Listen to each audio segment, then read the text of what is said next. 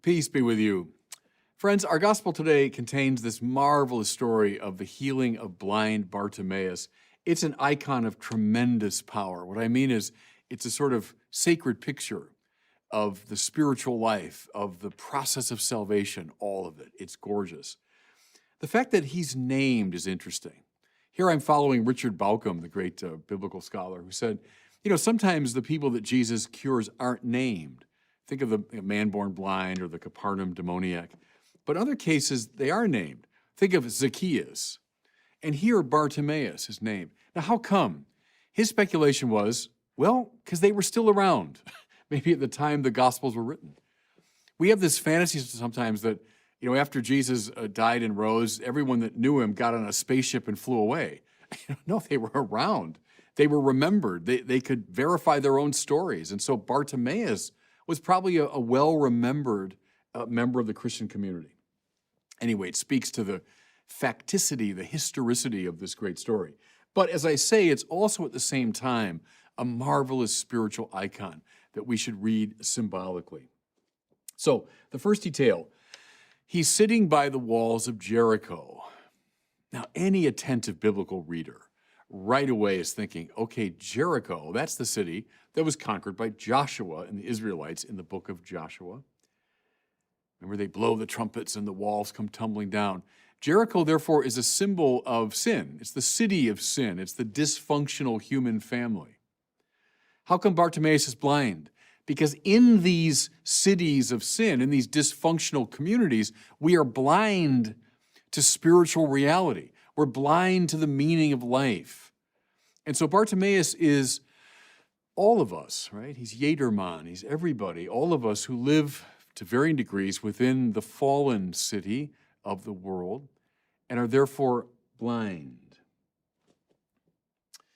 Don't you love that he begs, Jesus, Son of David, have pity on me?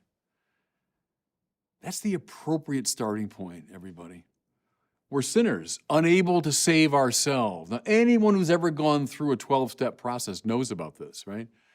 I can't solve my own problem. I can't get myself out of this addiction. I have to give myself over to a higher power.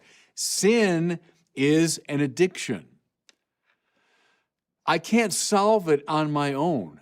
That's why the church has always stood against Pelagianism. That's the view that, well, I can just kind of pull myself up morally by my own bootstraps and make my life better. No, you can't. The proper stance of us sinners, therefore, is to beg.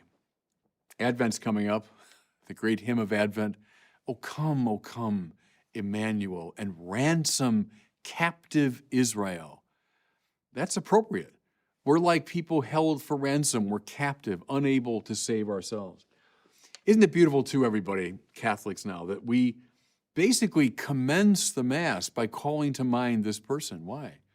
Because we chant or we sing or we recite his words. We say, Kyrie eleison, Christe eleison, Kyrie eleison. Lord, have mercy. Christ, have mercy. Lord, have pity on me. We're repeating the words of blind Bartimaeus because we acknowledge that's where we are in the city of sin. We're then told many rebuked him, telling him to be silent. Oh, this shouldn't surprise us. Look, when you're living in the city of sin, you're living in a place where everyone is sharing the same dysfunction. Sin has a way of perpetuating itself, of protecting itself. Am I right? I mean that both individually and sort of systemically and collectively. The city of sin protects its own interests. When someone musters the courage to say, Lord, I need help. Lord, help me out of this situation, he's not to expect the support of people around him. You know the old spiritual adage, I've cited it many times, that the road to healing is always blocked. Mind you, not sometimes, not most of the time, always blocked. But one of the forms this takes is the resistance of the crowd. Try it sometime. You're trying to break free of the structures of sin. You're trying to turn your life over to a higher power, turn your life over to Christ. How much support do you get? Oh, you get some, sure. But more often than not, you'll get exactly the reaction of this crowd. Come on, leave him alone. Stop this. It's embarrassing, you know. But don't be cowed by it. Listen now to Bartimaeus. But he kept calling out all the more. That's the first great virtue is he's a beggar and he knows it. He can't save himself. A second great virtue is his perseverance. How often, by the way, in the Bible, everybody, perseverance in prayer is emphasized? In fact, I'd say it's one of the great rules or laws of prayer. We're meant to pray with persistence. We're meant to knock and to seek and to ask. St. Augustine said it's because the Lord wants our souls to expand so as to receive the gift he wants to give us. And so Bartimaeus, despite the opposition of the crowd, despite the fact that he's been sitting there in his blindness probably for years or decades, despite that, when he knows that Jesus is close, he begs and he begs and he begs. Good. You and I need to do exactly the same thing, especially when the crowd is mocking us. Then this now pivotal moment, listen.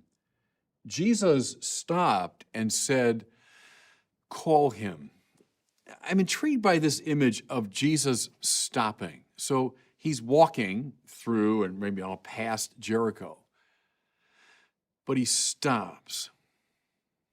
He becomes a still point. Remember it's also in Mark's gospel, the story of Jesus retreating from the city, but then it says, people came at him from all sides. See, as though he's the still point, he's the central point, and then he gathers people to him. He magnetically draws them. Think of in our chaotic world, and that's one of the effects of sin, is we live in this sort of dissociated, confusing spiritual space. Jesus is the still point. Think of the scene of the storm at sea. The disciples in the midst of the storm and the waves are crying out in confusion.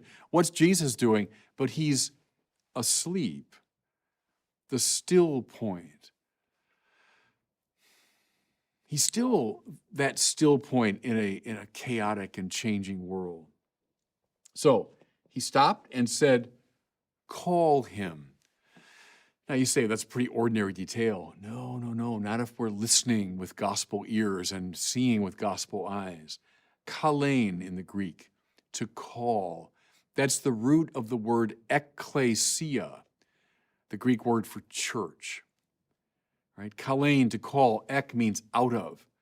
The ekklesia is that community which has been called, listen now, out of the world and into fellowship with Christ.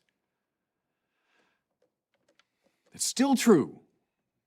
We who are in the ekklesia, we've been ekkaleod. We've been called out of Jericho.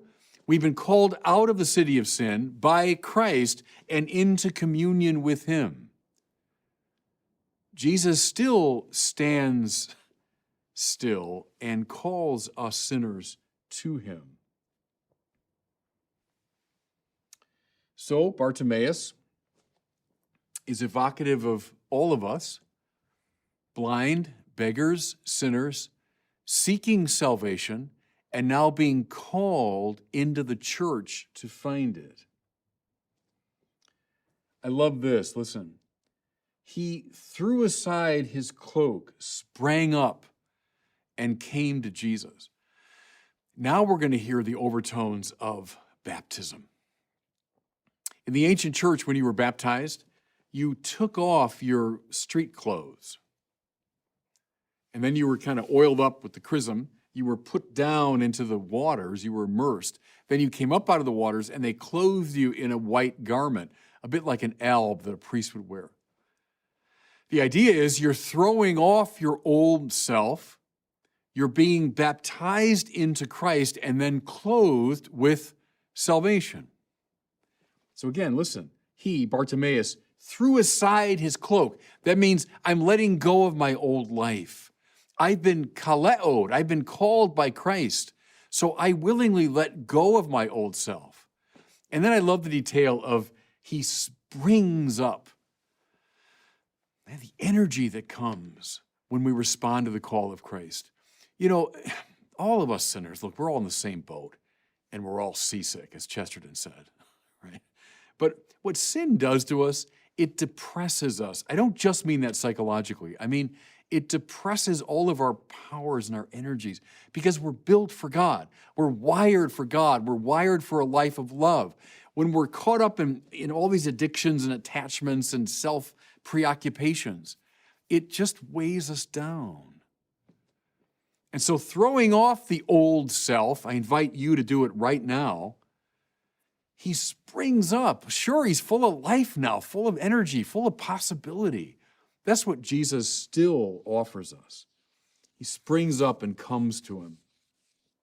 And then this, what do you want me to do for you?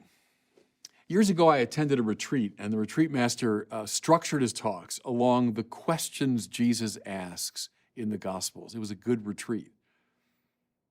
Throughout the Gospels, he asks a series of questions. Here's one of them, and boy, is it good. Imagine now the Lord right in front of you, right now, asking you this question. What do you want me to do for you? It's also a baptismal reference, isn't it? Because when the child or the adult comes to be baptized, the minister says, you know, what name do you give this person? And then, what do you seek of God's church for this person? What do you want? So it's a second baptismal reference, the throwing off of the old clothes, the old self, and now hearing this question from Christ. What do you want? What do you want? Answer him right now. What would you say? It's not so easy. Not so easy. What would you ask for? Oh, I want all the wealth in the world. Oh, Lord, just make me popular. Oh, Lord, just make me powerful. Oh, Lord, just take away my pain. We'd answer a lot of ways. But those aren't the right answers. What do you want? Listen to Bartimaeus. Master, I want to see. Now, he's talking about seeing at the physical level, sure. But in the Bible, that's always being used at the same time as a spiritual symbol. See, in our sin, fellow sinners, we don't see things aright. We might be the most successful person in the world, but we're not seeing things the way they really are. We're not seeing them properly in relation to God. We're not understanding ourselves. You know, we're way down. We have all the wealth, pleasure, power in the world, but we don't get it. See, we don't get it. We don't understand God or ourselves or our proper relationship. And so his marvelously penetrating answer here should be ours. Master, I want to see. Every one of us should respond that way to Christ today. What do you want? Master, I want to see. And so his vision is restored to him, his physical vision. And the Lord says, your faith has saved you. Faith. Trust. Our lives are predicated, look, in our version of Jericho, our version of the city of sin, our lives are predicated upon autonomy. My life, my choices. Don't tell me what to do. I decide. I determine value and truth. Come on. That's exactly why we're blind. What saved you? And the word there, save, it's related to the word salve, S-A-L-V-E. It means your faith has healed you.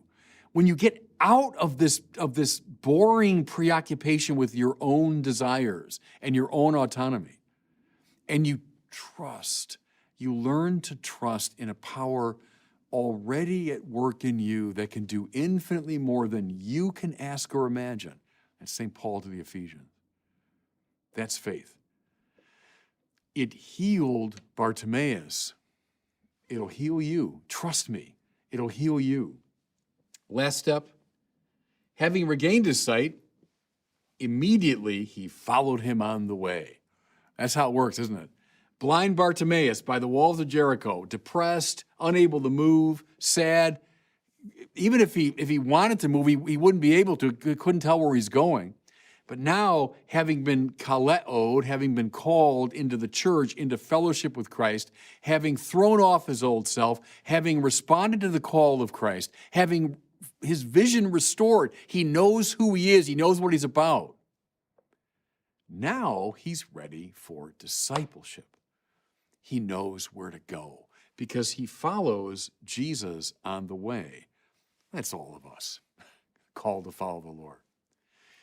Everybody, revisit this story, this marvelous account. Go through it as I have step by step, and you'll see the whole of the spiritual life. And God bless you. Thanks so much for watching. If you enjoyed this video, I invite you to share it and to subscribe to my YouTube channel.